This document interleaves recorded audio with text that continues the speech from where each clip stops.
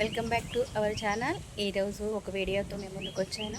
నేను బాగున్నాను, చాలా మీరందరూ బాగుండాలని మనస్ఫూర్తిగా ఆ భగవంతుని వేడుకుంటున్నాను. ఈరోజు నేను మీ ముందుకు తీసుకొచ్చిన వీడియో ఏంటంటే ఎండి చేపలు చింత చిగురు. ఎండి చేపలు చింత చిగురు ఎలా చేస్తాను నేను అన్నది మీకు చూపిస్తాను. ఎందుకంటే మేము ఎప్పుడు చేయలేదు, ఇది ఫస్ట్ టైం అన్నమాట నేను చేయటం. నలుగురిని తెలుసుకొని నేను చేస్తున్నాను. నలుగురు చేసే విధానం ఎంత బాగుందో మీరు చెప్పాలి వీడియో చూసి. ఓకే బాయ్, వీడియోలోకి వెళ్దాం పదండి. ఇలా మరుగుతున్న నీటిలో అయితే ఈ చేపలు వేసుకోవాలి. వేసుకుని ఏమంటే స్టవ్ బంద్ చేసేయాలి. ఇట్లా బాగా గిరగిరగిర తిప్పితే ఆ చేపలకు ఉన్నది కొంచెం ఇసుక కానీ ఏదైనా సరే ఉంటే ఇట్లాగా వాటర్లోని వేడి వాటర్లోంచి చేపకు పట్టిందంతా బయటకు వచ్చేస్తుంది. ఇట్లా కొంచెం తిప్పుకోవాలి బాగా.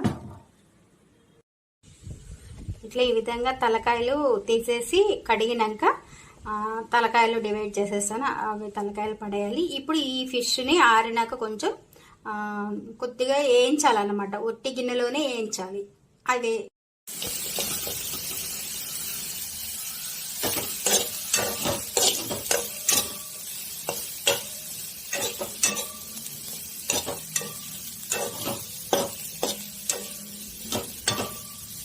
కొంచెం దోరగా వేయించాలి. పచ్చి అంటే తడి పచ్చి పోయే వరకు కొద్దిగా వేయించాలి. దోరగా సన్న మంట మీద పెట్టి వేయించాలి.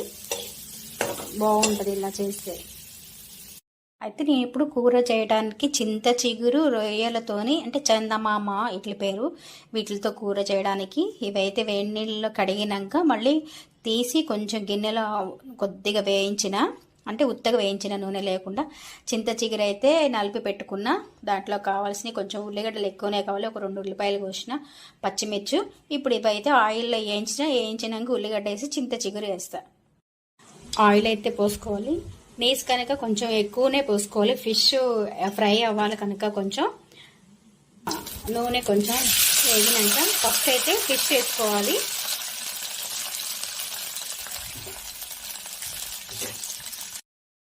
ఇలాగా ఉల్లిగడ్డ పచ్చిమిరపకాయలు వేగినాక ఇప్పుడు మళ్ళీ ఇందులోని ముందుగా వేయించి పెట్టుకున్న వట్టి చేపలు ఉన్నాయిగా, ఆ వట్టి చేపలు మళ్ళీ వేసుకోవాలి. వేసుకొని ఉల్లిగడ్డ వట్టి చేపలు కలిసేటట్టుగా కలుపుకోవాలి.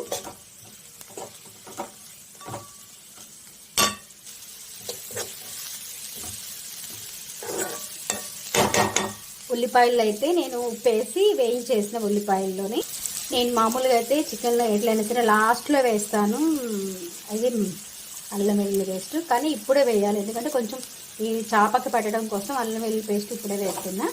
శుభ్రంగా కలిసి అల్లం వెల్లుల్లి పేస్టు చేప ముక్కకి అయితే పట్టింది. ఇప్పుడు ఇందులో చింత చిగురు వేసుకోవాలి.